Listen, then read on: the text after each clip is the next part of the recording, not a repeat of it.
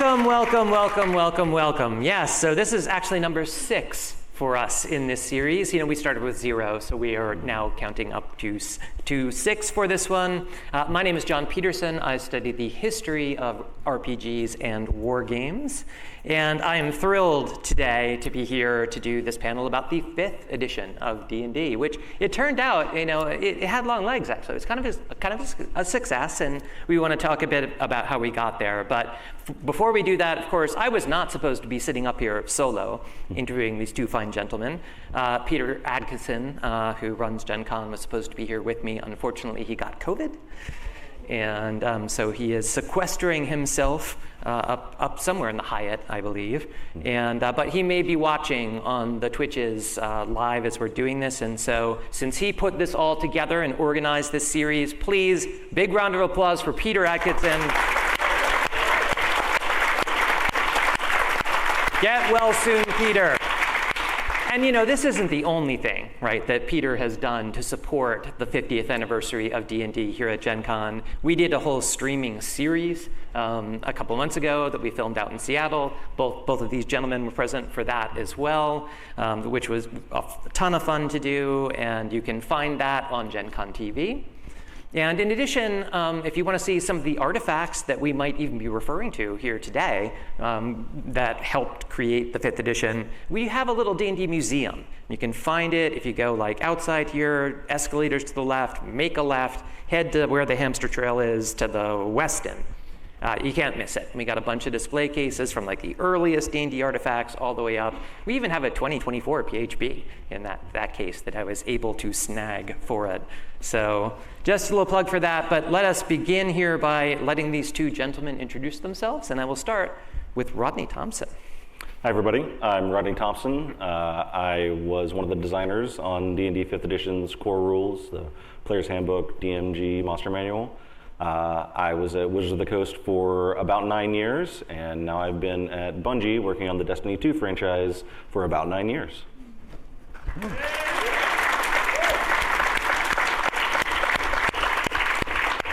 And then there's this guy to my right, Mr. Mike Merles.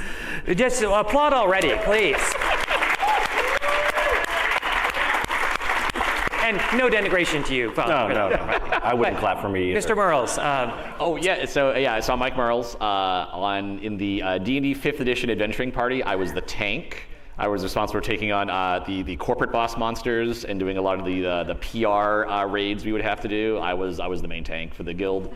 So these days, I am the executive producer at Chaosium, makers of such fine games as Call of Cthulhu and RuneQuest. Yeah.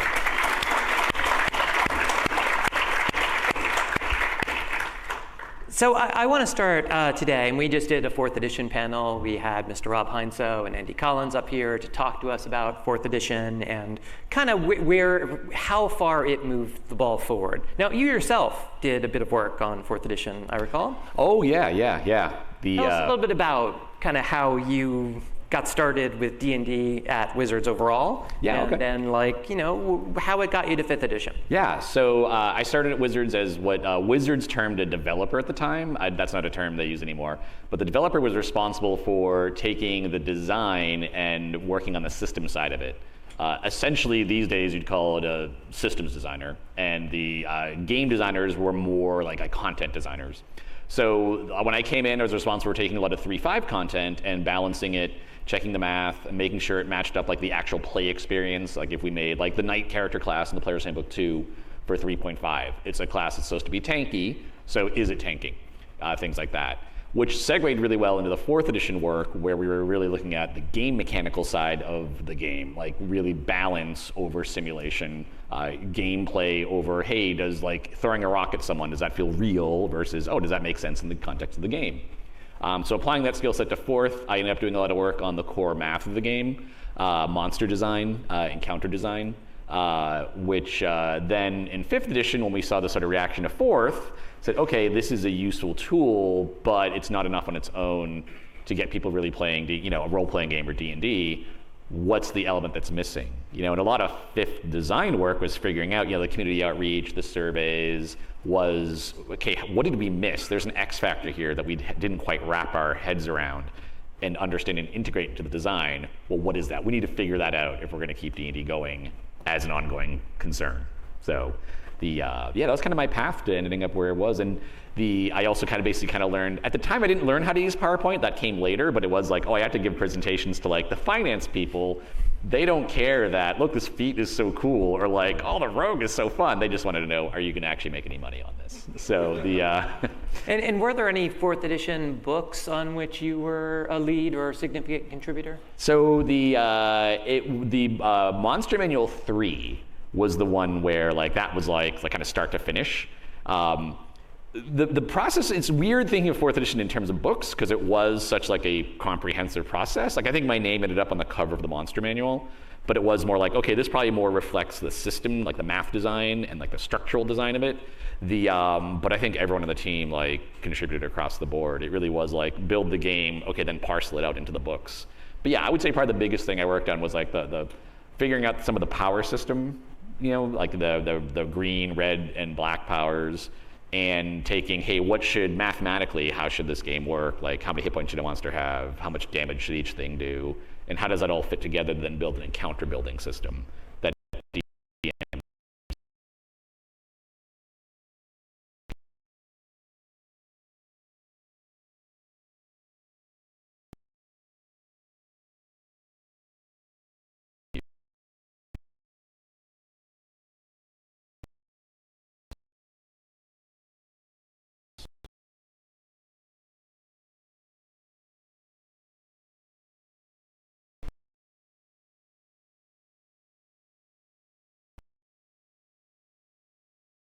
Oh, and skill, though I think, Rodney, you did a lot of work on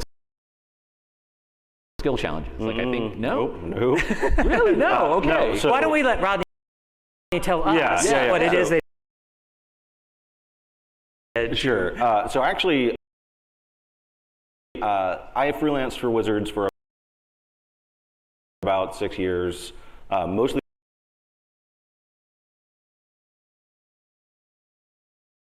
Star Wars brand, also on D&D, and I actually got hired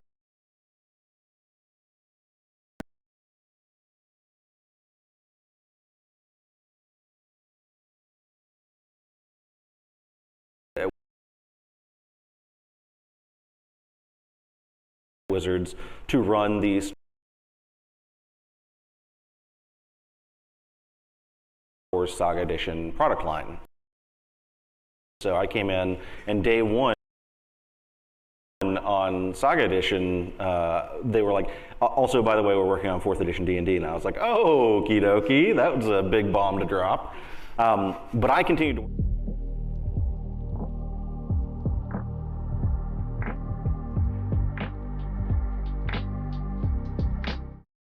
So help us here in the audience, take us back to around 2010. And what was the general feeling at Wizards about the D&D brand and where it was going? Oh my goodness, that's my mic. Mic drop. Oh yeah, mic drop. I hope it's still working. I'm still trying to, okay. So I will, for the rest of my life, sometimes things happen and you're like, oh, I'm gonna carry this memory with me forever. And like this is something when I see it, I remember like this time and place. And it's the image of a burning offshore oil platform, right? Like, the platforms they build to drill for oil at sea, and it's on fire because in 2010, for whatever reason, that became the meme that like the company would use in like these like business meetings I was in to like, here's a state of the D&D business, and then their PowerPoint, it's a burning oil well. And like, it's a disaster, like, and nothing is working. And like that, for whatever reason, like once like someone used that analogy, everyone started using it. So I used to think of it as like, oh, I'm going to another like burning oil platform meeting where they're gonna show us this photo and say, that's you're on the oil platform, how are you gonna get off? And it's just, I don't know, man, maybe like, I like burning oil platforms, I don't know, right? Like I keep showing them to me, it's like you're just sitting there like, this is fine. Yeah, exactly, yeah, right? Like cup of coffee. Yeah. So it was, and I can't even remember like the publicly, like the people like, oh, like Pathfinder's now the dominant game, blah, blah, blah. But for me, it'll always be the era of okay, we're gonna have an off-site meeting, and it's gonna be all about like the D&D business and turning it around. I'm like, yes, it's an off-site meeting. We're gonna go to the hotel next door. You're gonna give us lunch, and the cost of lunch is I have to sit there and look at this picture of a burning oil well on your PowerPoint presentation. You're gonna tell me everything I already know about the business. Yes, it's dying. Yes, I know. And it's like, what are we gonna do to turn it around, right? Like, But you guys were sure then you could turn it around. You were confident. Rodney, what was your? I am just so glad I wasn't in any of those meetings because I probably would have just slowly walked into the Puget Sound and you would have never heard of me again. Yeah, no, because it was everything like, and the thing is, to be fair to everyone in that meeting, right? It's like, how do you save everything? And please give me an answer in the next. Well, lunch is in 40 minutes, so we need to give me 40 minutes to save it all. So it was just super frustrating because it was just like, okay, well, what can we do, right? And it was just going through all those conversations. That's where I think D&D Essentials came out of, when people are like, oh, why did you do that game? It's like, well, 4th edition business-wise has been awful. Like, I'm spending days in being told your business is on fire, or it's like, oh, here are the people you need to lay off this week, right? So it's like, wow, I love coming into work. Maybe I should have gone for that master's degree in computer science back in 2002, right? Like but I will say there was one thing I've learned, especially post-COVID, is that in my memory, I tend to erase all the anxiety I had at the time. Like, I just like, oh, that was a good time. And so it means a lot to me that like, oh no, and this time I remember the burning oil well, and like, yeah, that had to be like, sky high anxiety. But I do feel that once we sat down and creatively started to think about what D&D could be, like, the benefit of failing is you get to learn from it, and you get to not fail in that specific way again. And I think the thing with 4th edition, people love to argue online about the mechanics, blah, blah, blah. But to me, it actually turned out when I looked at it, it's just a process problem, which is super fixable. If it's just, where was the player feedback? Like, that was the big thing that to me was missing in 4th, was the market research. Yeah, I don't know. Like, I would say most game designers really, they put a lot of themselves into a game, and so it was tough when you're sitting there day after day and getting negative feedback, or in some cases death threats about this thing that you put out into the world, right? So it was demoralizing just from the perspective of like, we create games so people can have fun with their friends around the table, or now on Discord or whatever, right? And that, to get that feedback coming back that like, no, you've done the opposite of this, you've divided my game group, was really, like I said, demoralizing, right? But talking about like, oh, obviously you thought you could turn it around. I think, all joking aside, there was hope. But confidence, I don't know, because like Mike said, we needed to get player feedback, we needed to add that into the process, we need to make process changes, but also you never really know if a game is going to be successful until it comes out. So really, even for me, it wasn't until I think the starter box came out that I finally had like actual confidence, like, oh no, we did the right thing here, right? It took a long time. Yeah, see, I actually had it earlier because I realized looking back, if you remember old-time arcade games where it's like your score gets so high that it flips back over to 0, that was like my mental health, like my anxiety. It got so high that it then turned into insane confidence, where it's like, oh, like it's like the heroism of like the cornered rat, where it's like, look, I'm gonna die, but maybe if I like bite this cat in the face, I go out fighting. And so I think somewhere around like 2012, I developed that like, all right, we're gonna fight to the death. I'm gonna die, but at least I can look good at going out. So we're gonna do it, right? And I actually think that actually helped me, because I would walk into these things like, here's your burning oil platform. How are you gonna pick up burning oil platform? Like, come on, we're not trying to put someone on the moon, right? No one's gonna die, like, if we make the wrong mistake. So we'll just do this and this, and the numbers will work. And here's my spreadsheet. And like, so I think it actually really helped. Like, all you need to do is bite cats, apparently. Yeah, no, right? Yeah, it's just like, yeah, we're just gonna find our way through it. But I think something does happen, at least from my experience pitching it to leadership.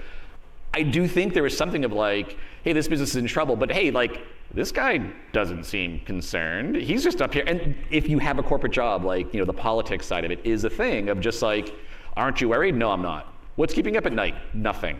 I have an awesome team, and we're gonna succeed, of course. And then when you're getting the feedback, you click to the PowerPoint side that's like, hey, we did this new thing called advantage and disadvantage, and 88% of our players love it. Oh, and we have 20% more players interacting with our web content this month than we had last month. And but let's flip the clock back a little earlier before we get to that. So I want to get to where did the germ of 5e really begin? I mean, I think you can say a lot of it started with the D&D Essentials stuff, because I remember very vividly a conversation we had in the development pit, which was just like 4 desks back to back with a table in the middle, where we started talking about the complexity of 4th edition and streamlining it. And we took a swing at it with the Essentials books, and I still am very proud of the work that we did on the Essentials books, especially the Monster Vault. I think it's probably one of the best flavor writing examples I can think of in D&D. I love the art in that book too. Yeah. Everyone that worked on it really killed it. I'd love to take credit, but Matt Cernett, Logan Bonner did a ton of work on that to really make it sing. But even after all that, we still saw a lot of the game getting in between the players and the story in some cases, or whether it was the complexity of it or even just the time at the table, right? Because we wanted to make Essentials compatible with 4th edition, but it was a half step that didn't quite get us to where we thought we eventually needed to be. And I would say probably the first big step that we took after that was when we played every edition of D&D in a 2-week span. Yeah. Basically, a bunch of us divided up the editions and ran, I think Mike, you ran OD&D. I remember Rich Baker ran 3rd edition. I ran something, I think maybe 2nd edition, but I can't remember. But we played them all in a really short span, and the great thing about that was we all had played all those games, but you didn't really see the through lines and the parts that you had lost or gained as clearly as when you play them back to back to back to back in a really rapid fire succession. And I think that was where we started to distill down a lot of what the legacy of D&D is and what the shared experience across every edition of D&D was. And I think that experience of playing every edition probably was the catalyst that really kicked off the 5th edition process. Yeah. For me, it's the moment, I think it was after we did that, I remember very vividly sitting at home in our living room, and I had my laptop and I'd grabbed a text file version of the 3.5 SRD, and I just started going through and deleting stuff. I'm after playing it, we can see okay, what is the actual essence of this game? What's important? Okay, opportunity attacks. No, it's maybe the concept of this thing, but it's not the implementation. So simplify, delete, just tear stuff out. And that's what it felt like to me. I could start seeing, hey, here's what this game could look like. Obviously it wasn't the final game. We didn't just ship the 3.5 SRD with stuff deleted, but it was the idea of, well, what if we focus on the experience of the table between the players and the DM and everything else. I think the analogy we would use is the core rules are this nightclub that only it's very hard to get into. To prove that we're gonna pull that velvet rope and let you in as a rule, you really have to prove you need to be there. And if you can't do that, you're either gonna go to the party next door of the optional rule, or you're just gonna go and go somewhere else, right? And I think that really helped us, that vision, because I think that's another the process things that we hit on was no, we have a very clear idea of where we want to go, where we want to end up, a much leaner game that hits these notes we experienced as a team playing every edition. Tell me a bit about Project Iowa. Iowa was the code name of what would eventually become D&D 5th edition. And it started out actually as 4 third-level player characters and an adventure. And we built these player characters with no infrastructure, no backing behind them. We just built the final result. What should a third-level rogue look like? What should a third-level fighter look like, right? And I put together, I used some online dungeon generator to generate a dungeon, and we sat down and we were okay, let's just play this. And we didn't have any rules to reference or anything. We just had the character sheets and the dungeon, and I had grabbed some what essential monster stats do I need? You gotta have a target number to roll against.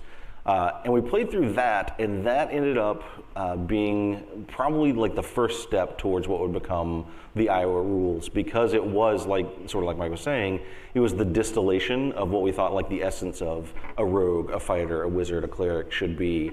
And then from there, we had to kind of say okay, what worked, what didn't work, and then figure out how do we get to this point? And what rules did we need in this session? What mechanics did the characters need in this session? And then that sort of in reverse, created the first stab at the core rule book, or core rules of the game, I should say. Yeah. And for me, I don't know, like, well, I'll maybe go a little further afield. To me, Iowa was the mechanical part. It was like the engine, but Anduril was like, without that, and Anduril's the code name for the community outreach, and it's a Tolkien reference because we're nerds, right? It's the like Mighty was the sword reforged or something like that. It's like, okay, we're gonna bring everything back together. So it was one thing to say, okay, let's get the rules right, but then the other side was to say, let's get our community right. And I come from like a very distant software background, like back in the 90s, but I saw the power of open source software. Like when I was developing, I'm like working on, I gotta code this thing up. Well, I can just go online and find a lot of the answers I'm looking for because there's a community of developers who are working on this thing and sharing. And I've always had like the GM, DM role as like, you're kind of this developer. And what you really want is a community of people that can support you. And what you really, really want is a community like, oh, I like being part of this community. It's fun, it's engaging, as opposed to what we're dealing with in that time, which, it's a very angry community. People are fighting all the time and no one can agree on anything. And it's okay to disagree. Communities are in a lot of ways driven by disagreement, but what you don't want is like the open rancor and like, it's a difference between like watching people argue and it's interesting, or it's a difference between debate versus like, a fight. And that time the community wasn't debating, they were fighting. And that's like, we have to figure out a way to help solve this. Yeah. Well, and that's a good segue to take us up to, say, May of 2012, where, there had been some playtest things that were circulated before then. There was an alpha playtest, and actually we stuck an alpha playtest packet up in the D&D museum if people would like to go check it out there. Caves of Chaos, by the way, great choice for the adventure. For classic, Keep on the Borderlands, B2. People like B2? Yes? Oh, yeah. All right.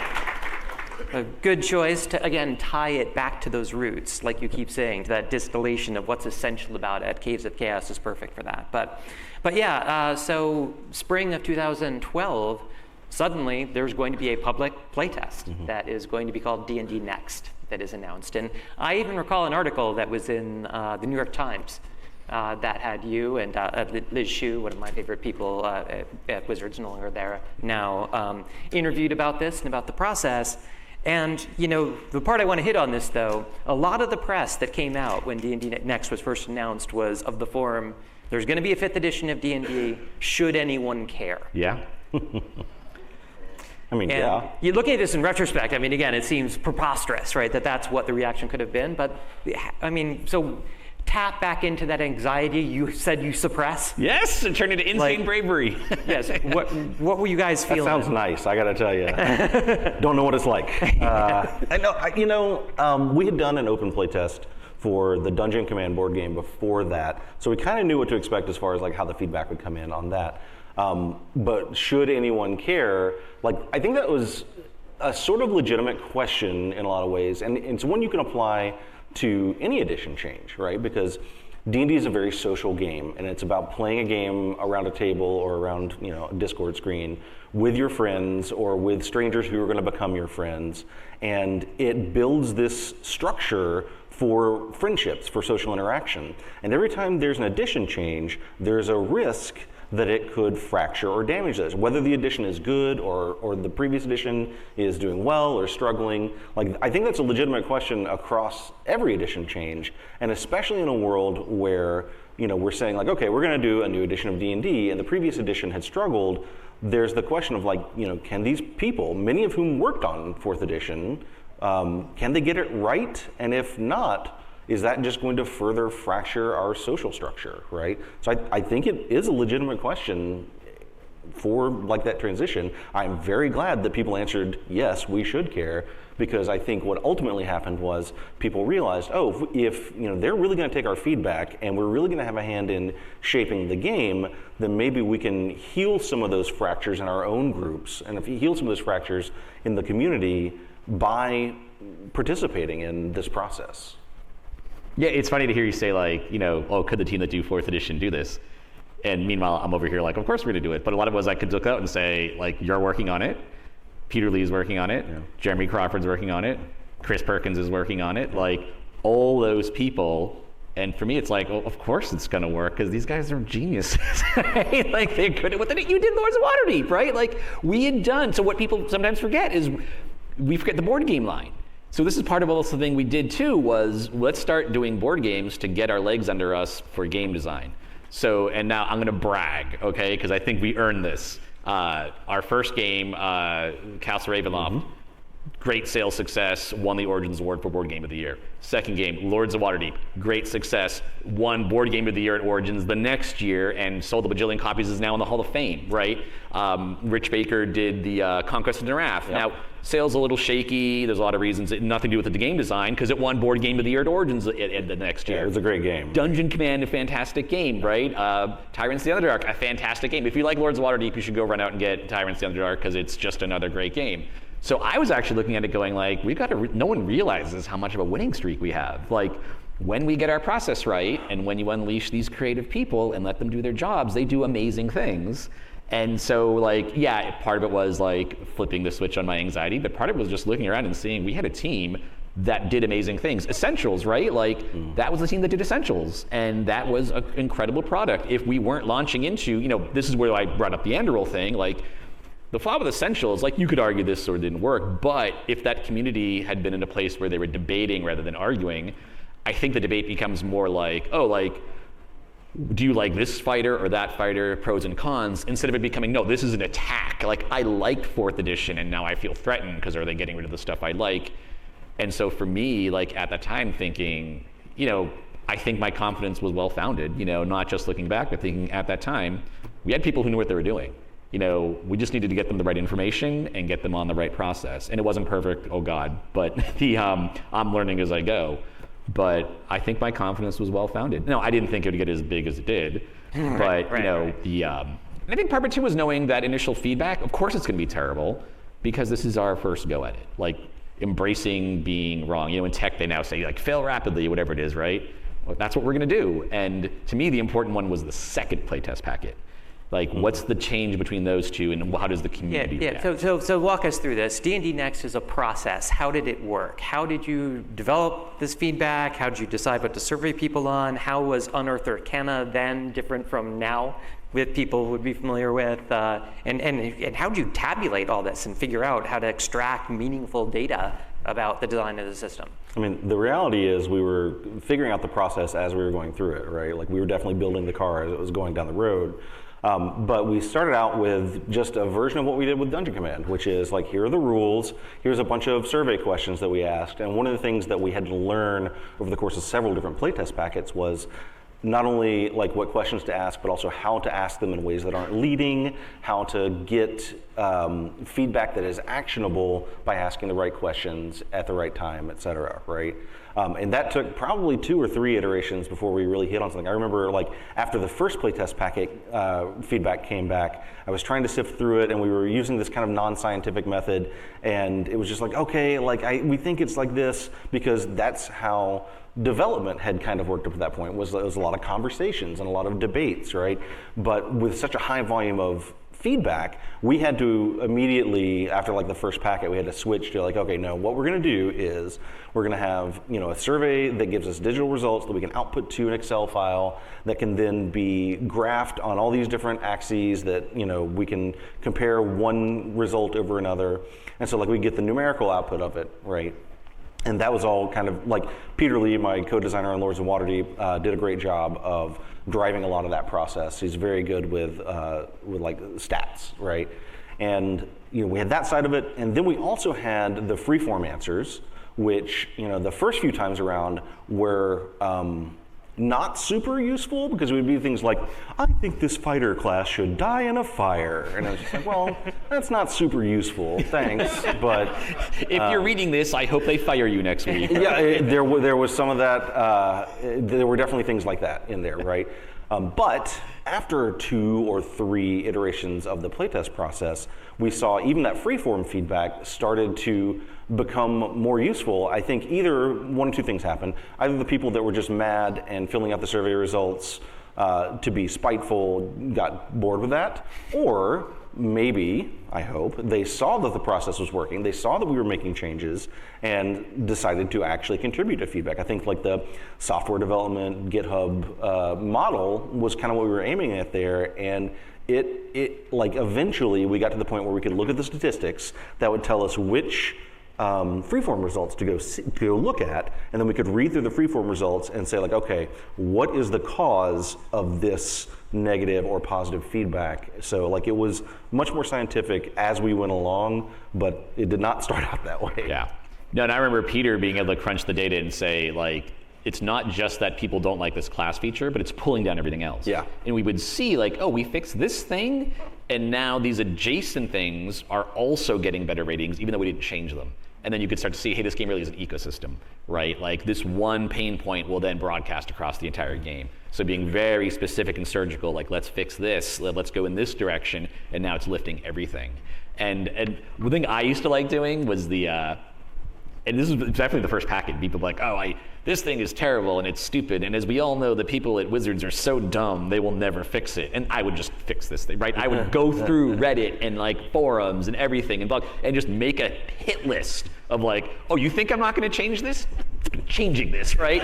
Because I'm gonna prove to you that we're listening, right? And I used to love like lurking on Reddit and just like make like, those idiots at Wizards will never like give, rogues D8 hit die even though they should. Oh yeah, no, I'm gonna go in that Word doc right now and make it a D8. Spiteful game design. It works though, right? Because it's like, it's like that moment, again, the difference between debate and fighting. Like, if you've ever been in a fight, your family drama and all that stuff, there's that sort of make good moment, right? Where it's like, okay, we're gonna like, I'm gonna show you that I've changed, or like, I'm gonna show you that was just a mistake and I'll never do it again, right? Like, and you start rebuilding that trust, right? Like, my wife has this thing of like, relationships go through seasons. Sometimes it's easy, it's like summertime, but sometimes it's like winter, like something has happened, now it's rocky. But unlike seasons which just naturally progress, if you're in a relationship, you have to push into the next season. And then you have to work to stay in the good times. Like when good times go bad, when you stop fighting to keep that golden age alive. As soon as you get lazy, then you slack right back into, eventually things are gonna go sideways. And that to me was like one of the biggest lessons I took away from that. That, yeah, it's apathy, it's not, or just not thinking rather than like actively trying to mess things up. Yeah, and so a couple times there you alluded to packets. And so there, let's talk a bit more about that process from 2012 spring up to the release of the starter set. Because yes, that came first, by just a hair, right, before the PHP. It was a month, so it came out very early July. Yeah. Just before, I think July 3rd was the release date. Yeah. And so there were how many, 10, 12 packets that were just sent out, and they were available for download.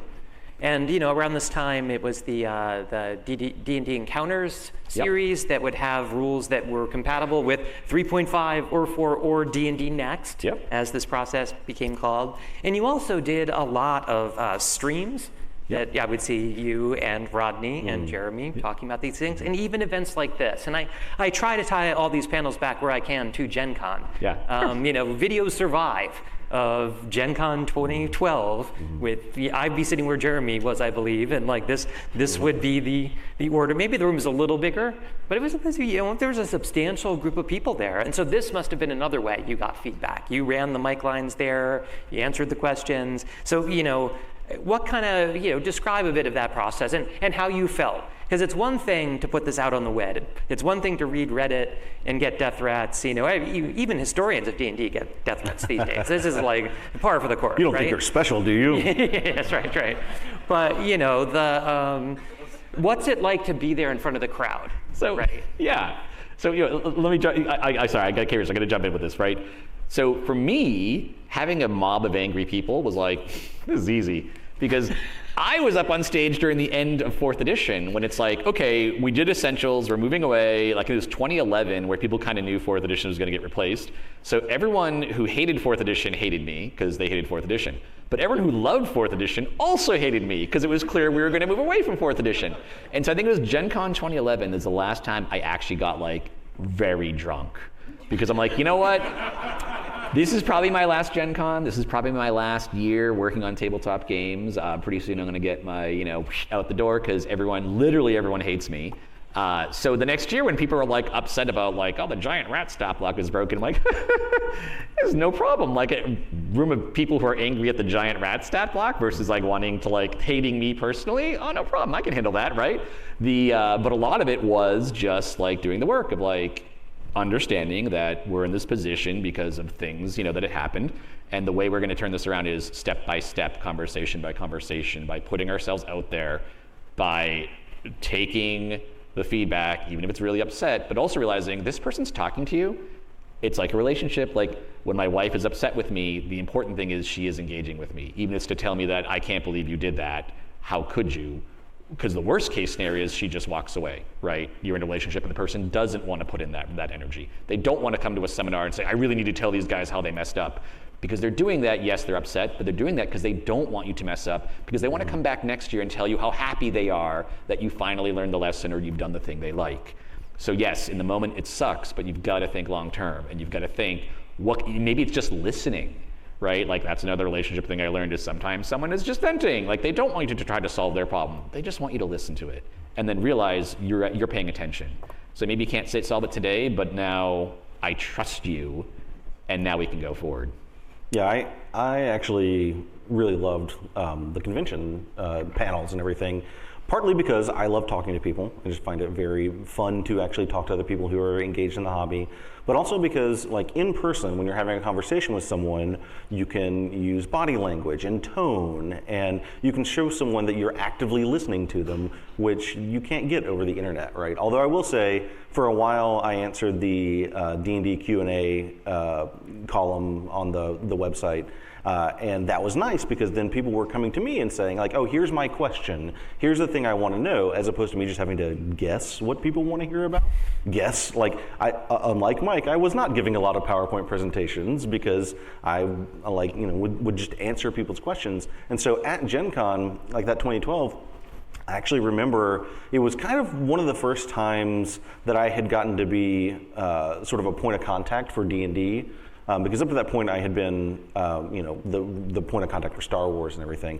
But it was the first time I got to be a point of contact for D&D, and people would come up to me, and it was clear they were very passionate about this stuff because it was important to them, right? And that, A, was very heartening to me, because it means like, oh yeah, people do care. They want us to get this right. But B, it was just more data points. It was more things that I could take back with me and say like, hey, I know this is anecdata, but this thing came up several times. People were excited about this. People weren't excited about that, or they were nervous about it. Right? And so, like for me, the in-person stuff was great. And honestly, like D&D fans in person are typically pretty awesome. Like they're very D&D fans. Yeah. Person here, awesome. I had nothing but good experiences, right? And like even when someone was like, "Hey, I really hate what you're doing to fighters here," we were having a conversation. I was not getting yelled at, right? Yeah. Oh yeah. Yeah, that's awesome. So yeah, and by 2013, a number of packets had come out. We're getting towards the tail end of packets by then, and there was a release that basically was like a point release of the 5th edition rules. It was called the Ghost of Dragon Spirit Castle. Yep. I think Chris Perkins did the adventure part of that, Yep. And we'll actually be talking. I'm going to be talking to Jeremy and Chris a little later today, just as an advertisement for that. I think that's ICC 232 at 6. No, at 5. Yes, it's in the calendar. Talking about kind of where we're going with D&D today and the exciting stuff that is going on. But I mean, by that point, do you feel like the system was pretty baked by the time, Gen Con 2013, or were you still there's tinkering to do then? Okay, so I use the analogy about building the cars that's going down the tracks. The thing about the D&D core books is that we were actually building 3 cars as they were going down the tracks, or 4 if you count the underlying game system and mechanics as like its own thing. Because not only were we building like the core game system and all the player content and all the dungeon master content and all the monster content, so we're having to build content that's going to go into books while the system is still in flux, right? And there were times where we would be in like a meeting room and we'd be going through mechanics or whatever and be like, oh, we should do blah, blah, blah, blah, blah. And they'd be like, oh man, that means we're gonna have to redo all of the stat blocks for monsters that we've done so far. And it's like, well, I guess I just made way more work for us, right? But like that happened. And like there were times, boy, it was late in the process. I wanna say it was right around the time that Ghost of Dragonspear Castle was being put together or finalized, where we made some pretty fundamental changes to like the math behind the game, right? Like I remember we used to have an old TSR library at Wizards that we converted into a meeting room, and I remember being in that room. It was me and Peter Lee and Rob Schwab, and we had a huge whiteboard, and we were like building out what would eventually become like the proficiency bonus concept, right?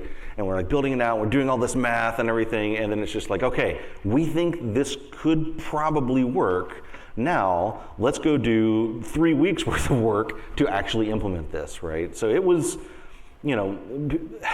I'd like to say that like, oh yeah, everything was in a really solid shape by that time, but the reality is because content and system were moving forward in parallel, we ended up having to, occasionally do extra work that we wouldn't have to do if it was all like, oh yeah, we just got it right the first time.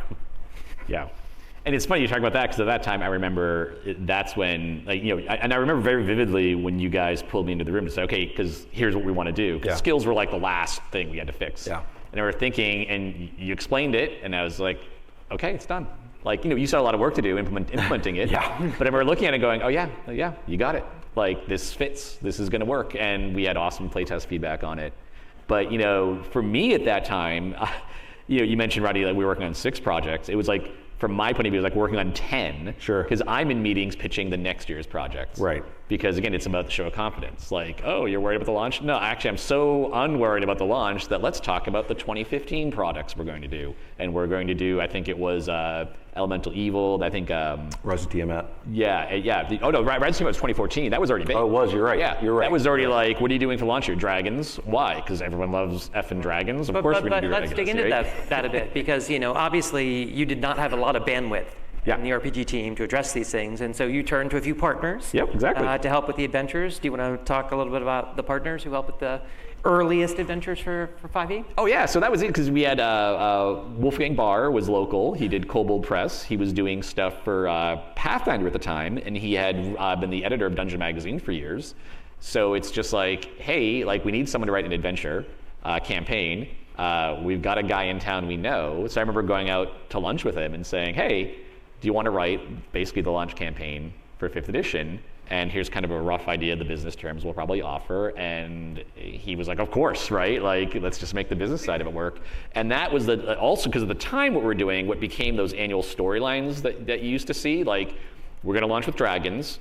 So the art team is going to build a story Bible, and like Chris Perkins is going to work on like what the core story is going to be, and we're going to define the cult of the dragon, and here's like the miniatures that WizKids is going to put together. So from my point of view at that time, I'm like architecting like, okay, we need the art for WizKids because we just signed them up for a license and they need to launch in August of 2014. So when do they need their art? So then I'm putting that in a schedule. When does Wolfgang and Kobold Press need stuff, and like blah, blah, and we're putting that all together, knowing like we don't have the bandwidth to actually do these products.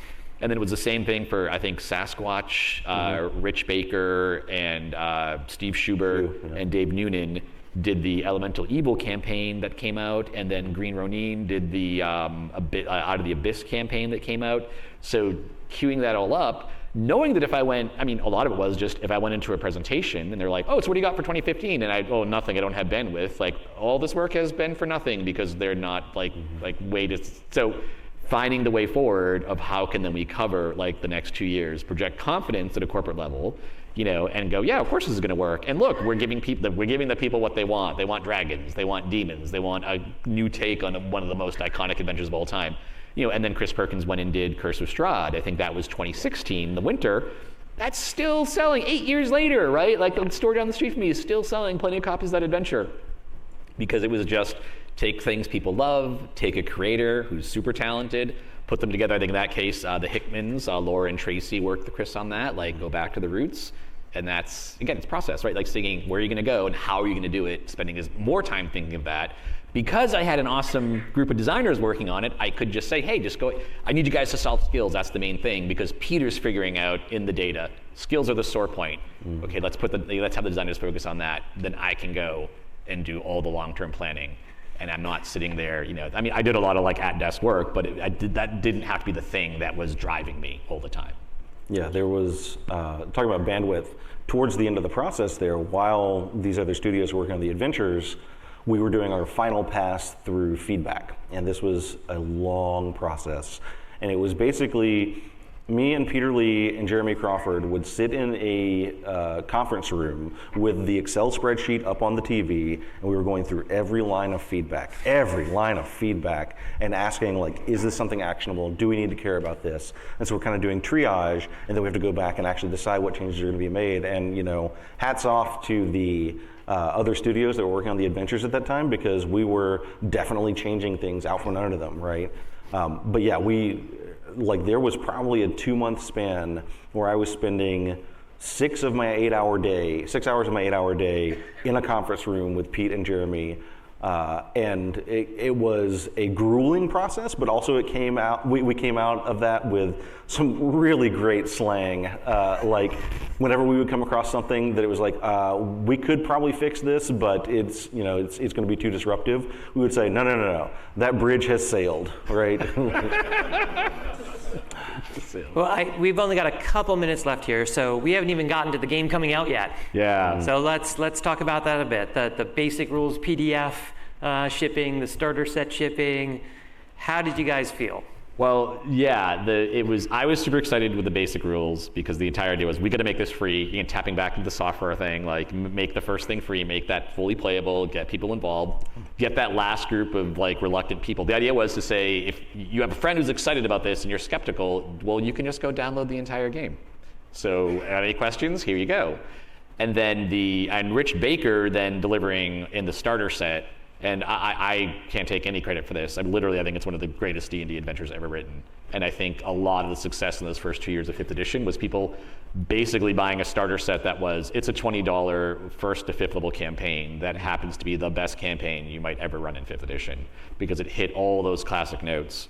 And he did an outstanding job with that. And so we had people playing right out of the gate. Coming out in July, get people playing. That was the entire point of it, right? Like, get people to sit down and play this game because it's a freaking great game. And then the Player's Handbook coming out. And my favorite memory, you talk about doing a sales pitch for Gen Con, like, hey, what makes Gen Con great, was we had the Player's Handbook on sale here at Gen Con 2014, and we got the release date to line up. Wizards wasn't selling it because there were just issues with like the retail stuff, but it was available for retailers, and we could send people there. This is my favorite memory of working on D&D. We were able to secretly drop ship copies of the monster manual to the show. Mm-hmm. And I think all of our Dungeon Master volunteers and players who signed up for like this special event, and I remember this so vividly, when the book showed up, going into our little curtained off area in the back, because we were going to sign every player's handbook that people were giving out. And I felt bad because I was kind of like, I'm signing them all. And I think the rest of the team wanted to go get lunch because they were starving. But I'm like, and I did the thing of like, well, I'm going to do this and maybe it'll force people to do this. But I hope people don't hate me for this because I really want to sign them all because I'm just so thankful everyone's turning out. But then seeing people react, and I think we had them in goodie bags. Yeah. When they opened their goodie bags, so wait, there's 2 books in here. What is this? Here's my play. There's a monster manual in here, and like we had it was awesome. Process. Nobody knew, even though we're shipping all these books and there's cases with monster manual, stamped on the side. Like nobody knew until they opened those bags that they were getting the monster manual. I think it was a month and a half early. And that excitement, I remember talking to people who were there, and there was these 2 guys who were like, oh yeah, we rode our motorcycles from Idaho to get here, and yes, we did it, right? People are willing to drive halfway, 1,000 miles to come play our game. We did it, right? And then, it just felt like such a relief, and it just felt like that sparked for me, onward and upward, let's go, let's do this. Right, Biden, you get the last word here. I think relief is the right word, honestly, because one of the things that we'd hit on during the design process was, we really wanted to approach it with this philosophy of we are the shepherds of Dungeons and Dragons, not the owners of it, right? This is a game with, at the time, a 40-year legacy, now a 50-year legacy. This is a game with a 40-year legacy that has become such a part of the cultural fabric that this is around the time that the D&D episode of Community had come out, and there was obviously such love for Dungeons and Dragons out there that we knew, okay, we need to shepherd D&D to continue to be as culturally impactful as it has always been. And that is a huge amount of pressure, especially for, I was 33 at the time, right? I barely felt like I was out of college, right? Barely acted like I was out of college. And you know, it was a huge amount of pressure. So when it came out and people were talking about it and playing it, and you know, at that same Gen Con being here and like shaking people's hands and having them tell me like, oh, this is great, we're so excited to play. All I could say is like, oh, thank goodness we didn't screw up a cultural touchstone for millions of people. And with that, thank you so much, Rodney Thompson, Mike Murrells. Thank you for coming to our panel session. Check out the museum. Enjoy Gen Con. And thanks to our hosts. Thank you. Yes, thank you, John. Solo.